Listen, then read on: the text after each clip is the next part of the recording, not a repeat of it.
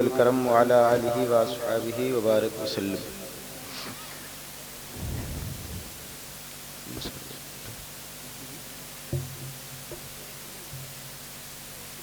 اللہ کریم کا احسان عظیم ہے کہ آج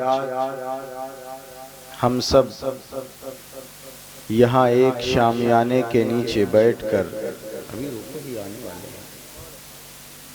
بیٹھو اس مرد قلندر، مرد مجاہد کا عرس مقدس منا رہے ہیں کہ جس نے اپنی زندگی کے تمام لمحات اللہ کے دین کے پرچار میں صرف کر دیا۔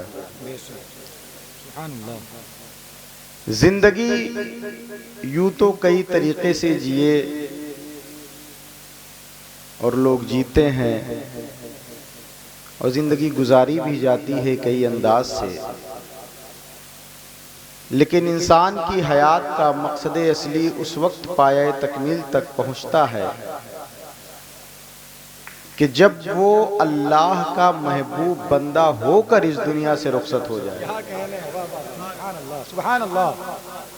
اور کسی کی بلندی اور اس کی مقبولیت کا مقام اور اس کا اندازہ صرف اس بات سے لگایا جا سکتا ہے کہ وہ جب دنیا میں رہے تب بھی مزار رہے، اور جب دنیا سے جائے تو بھی مزار بنے۔ کیا کہنے، واہ واہ واہ واہ سبحان اللہ۔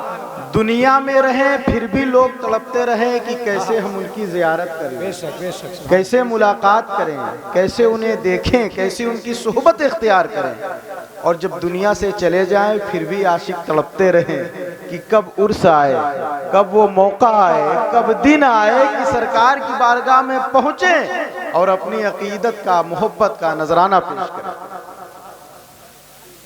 تو یہ جو موقع ہوتے ہیں یہ عاشقوں کے حصے میں آتے ہیں، اور جب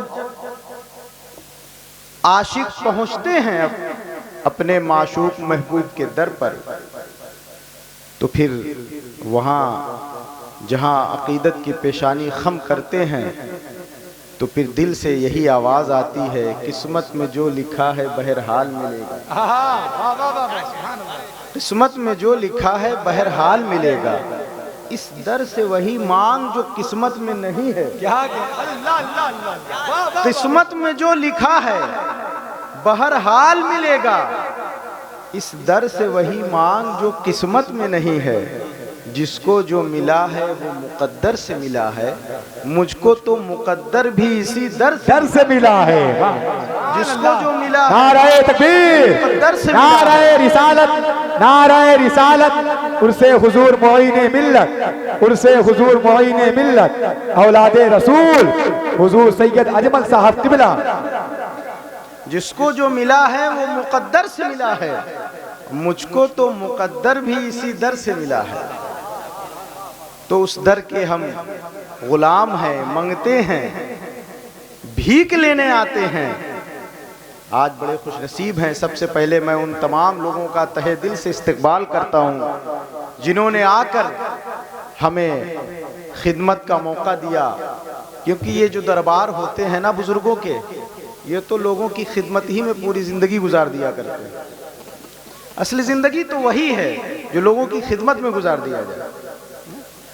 اور آج ہمارا اسٹیج واقعی میں بقعہ نور بنا ہے کہ جہاں پر یہ علماء، سادات اور شورائے اعظام، حفاظ کرام، ائمہ کرام کا نورانی ایک قافلہ ہے، وہیں پر ایک ایسی شخصیت بھی موجود ہے کہ جن کو ہم اور آپ خانقاہ تیغیہ شمسیہ کے شیخ طریقت کی حیثیت سے جانتے ہیں۔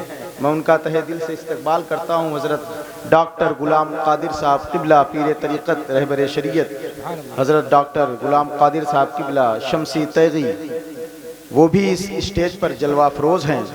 اور ابھی جلسہ ختم نہیں ہوا، آپ بالکل بے چین نہ ہوں، ابھی تو اصل تقریر باقی ہے۔ کیا کہنے ہیں، ابھی آپ کو جو سننا ہے، جو سننا ہے، جس کو سننے کے لیے سب بیٹھے ہیں، اصل مغز ابھی وہ باقی ہے. حضرت علامہ مولانا شہادت حسین صاحب قبلہ کی ایک جاندار تقریر آپ کو سماعت کرنی ہے.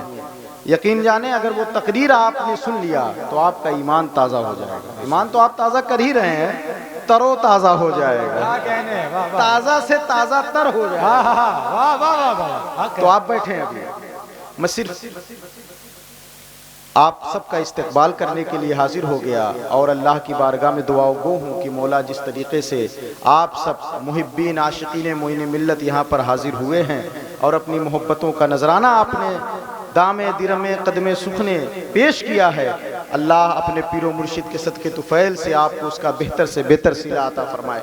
آپ صرف اتنا سمجھ لیں کہ جس ذات کا عرس پاک آج منایا جا رہا ہے, میں بس اس ذات کے زندگی کے صرف ایک پہلو پہ نظر ڈال دوں. انسان کی زندگی کا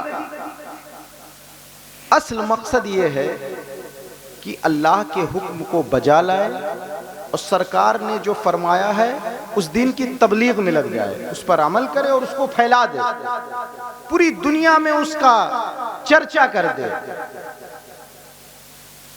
حضرت صوفی باصفا حضور سید شاہ معین الحسن قادری سہروردی جھوسوی ثم بیر قازوی علیہ الرحمہ کیسی ذات کا نام ہے کہ جن کی زندگی کے صفحات کو جب ہم پلٹتے ہیں تو ہمیں یہ پتا چلتا ہے کہ آپ نے اپنے بچپنے سے لے کر جوانی تک, جوانی سے لے کر بڑھاپے تک اپنے زندگی کے جو ایام گزارے ہیں وہ اللہ کے دین کے پرچار میں گزارے ہیں.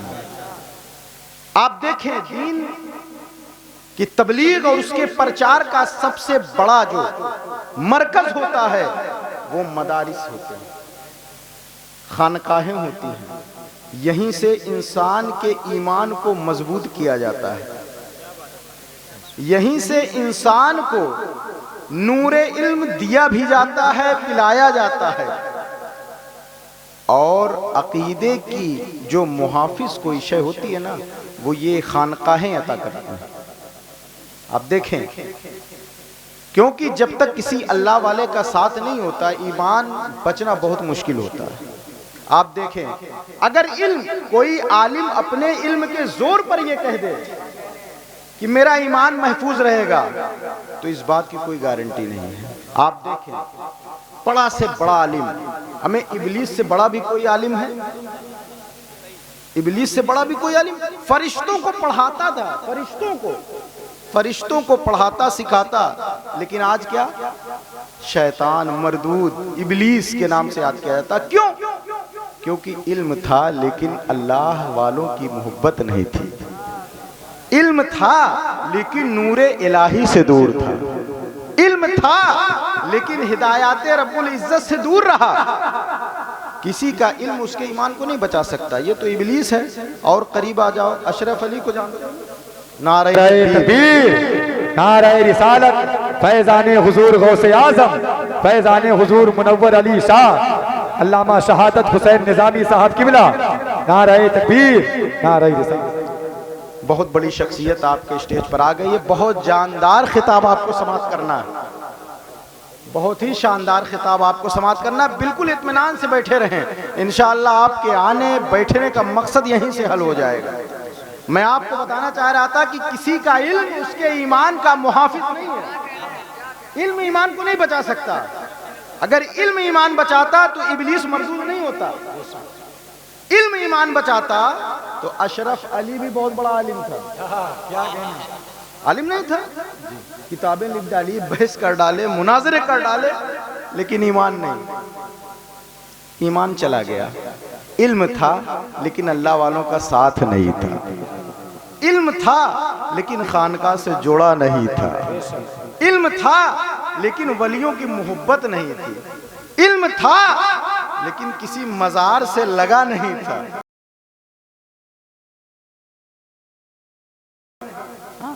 تو علم ایمان کو نہیں بچا پاتا. ایمان بچاتا کیا ہے؟ ایمان یہی اللہ والوں کی محبت بچاتی ہے, انہی کی صحبت بچاتی ہے. میں صرف ایک بات بتا دوں, حضرت امام راضی ہیں. امام راضی ایک ایسی شخصیت کا نام ہے کہ اللہ اکبر کبیرہ آپ فرماتے ہیں کہ اگر مجھ سے کوئی اعوذ باللہ بسم اللہ کی تفسیر سے مسائل نکالنے کو کہہ دے تو میں 1200 مسئلے اس سے حل کر سکتا ہوں، اور آپ ایک ایک مسئلے کی 360 دلیلیں دیا کرتے ہیں، 360 دلیل ایک ایک مسئلے کی۔ لیکن امام راضی کا حال کیا ہوا؟ جب آپ کا آخری وقت آیا، آپ کی جان نکلنے ہی والی تھی کہ شیطان مردود پہنچتا ہے، کہتا ہے راضی تو بہت بڑا عالم ہے، یہ بتا اللہ ایک ہے تو اس کی وحدانیت تو دلیل دے۔ امام راضی نے دلیلیں دی، شیطان کاٹتا گیا، رد کرتا گیا، دلیل دیتے رہے، رد کرتا گیا، سینکڑوں دلیلیں دے ڈالی، شیطان نے ساری دلیلوں کو رد کر دیا۔ آخر میں امام راضی خاموش ہو جاتے ہیں، ڈر جاتے ہیں، خوف زدہ ہو جاتے ہیں، اور یہ سوچنے لگتے ہیں کہ اللہ میں نے پوری عمر دین کا پرچار کیا ہے، دین کی خدمت کی ہے، کیا مولا میں ایمان کے ساتھ واپس نہیں جاؤں گا؟ ڈر جاتے ہیں۔ اور اسی ڈر کے عالم میں جب آپ نے اپنی نگاہ بند کی، آنکھیں بند کی اور تصورات کی دنیا میں پہنچتے ہیں تو اپنے پیر نجم الدین کبریٰ کو یاد کیا۔ حضور دنیا تو یہ کہتی ہے کہ پیر وہ ہوتا ہے جو انسان کو دنیا میں بھی فائدہ پہنچاتا ہے، آخرت میں بھی فائدہ پہنچاتا ہے، لیکن سرکار ابھی تو میں دنیا میں ہوں، میرا مسئلہ بڑا پھنسا ہے، سرکار کرم فرمائیں، میں دلیلیں دے رہا ہوں، شیطان کاٹ رہا ہے۔ پیر کا جواب آتا ہے، اے میرے مرید، اے راضی پریشان کیوں ہوتا ہے؟ شیطان پوچھ رہا ہے رب ایک ہے، اس کی دلیل دے، تو کہہ دے اے شیطان اللہ ایک ہے، اس کو ماننے کے لیے راضی کو دلیل کی ضرورت ہے۔ واہ واہ واہ سبحان اللہ، میں رب کو بنا دلیل نہیں مانتا ہوں، نعرہ رسالت، نعرہ رسالت، عرس حضور معین ملت، عظمت اولیاء کانفرنس۔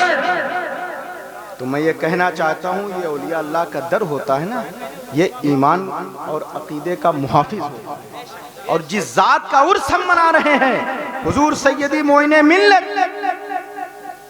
انہوں نے جب رخ کیا ہے نا فتح پور کی سرزمین پر پہنچتے ہیں، آپ کو میں بتاؤں آپ پہنچے ہیں، سرگاؤں قدم رکھا ہے، مدرسہ مدینۃ العلوم قائم فرما دیا، کچھ دن ٹھہرے شمس العلوم کی بنیاد ڈال دی جو آج فتح پور کی مرکزی حیثیت رکھتی ہے۔ اس کے بعد آپ نے کئی ادارے قائم فرمائے، گویا جہاں جاتے رہے دین کے پرچار کا ایک علم گاڑ دیا آپ نے، اللہ کے حبیب کا گلشن تیار کیا ہے، اور آج تک وہاں سے دین کی تعلیم دی جا رہی ہے۔ تو میں یہ کہنا چاہتا ہوں کہ جن کا عرس ہم منا رہے ہیں کوئی ایسی ویسی ہستی نہیں ہے، انہوں نے اپنی ساری زندگی اللہ وحدہ لا شریک کے دین کے پرچار کے لیے صرف کر دی۔ اور صرف اتنا ہی نہیں، آج لوگ کہتے ہیں کرامت کیا ہے، یہاں تو میں کہتا ہوں بہت سے ایسے لوگ ہوں گے جنہوں نے اپنی ظاہری زندگی میں حضرت کے کرامات دیکھے ہوں گے، بہت سے ایسے لوگ یہاں موجود ہیں حضرت ابھی۔ یہی سنگاؤں کی سرزمین ہے، اسی سنگاؤں کی دھرتی پر کافی وقت گزر گیا، بارش کی ایک بوند نہیں، ہر طرف قحط سالی کا ماحول برپا ہو گیا، لوگ حیران پریشان، حضرت کی آمد ہوتی ہے اسی سرزمین پر، لوگ پہنچتے ہیں سرکار آپ دعا فرما دیں، آپ نبی کی آل ہیں، آپ ہمارے پیر ہیں، سرکار آپ کی بارگاہ میں نہیں جائیں گے تو کہاں جائیں گے، حضور آپ دعا کر دیں۔ یہی دنیا ہے، یہیں کے انسان ہے۔ کہتے ہیں کہ جب ہم نے یہ سرکار کی بارگاہ میں عریضہ پیش کیا ہے نا تو سرکار نے مصلی اٹھایا، لوٹا اٹھایا، تسبیح اٹھائی، چل دیا، لوگ دیکھتے رہے، تھوڑی دیر کے بعد سرکار نظروں سے اوجھل ہو جاتے ہیں، غائب ہو جاتے ہیں۔ لوگ بتاتے ہیں کہ ابھی چند ہی لمحہ گزرا تھا کہ مرد مجاہد ہماری نگاہوں سے بوجھل ہوا اور تھوڑی ہی دیر میں اس اللہ والے نے جب مصلی بچھایا ہے اور اپنے ہاتھ رب کی بارگاہ میں اٹھائے ہیں، اللہ کی بارگاہ میں گڑ گڑایا ہے اور رب سے جب گڑ گڑا کر مانگا ہے تو لوگوں نے کہا ابھی ہاتھ نیچے نہیں آئے تھے کہ اللہ کی رحمت کی برسات ہونے لگی۔ سبحان اللہ سبحان اللہ، نعرہ پورا تکبیر، علاقہ سیراب ہو نعرہ رسالت، فیضان حضور معین ملت۔ پورا علاقہ سیراب ہو گیا۔ میں تو بہت سی کرامتیں، میں کرامت بتانے نہیں آیا ہوں، میں صرف اتنا کہتا ہوں خانقاہ کا مقصد کیا ہے، اس سے جڑنے کا فائدہ کیا ہے۔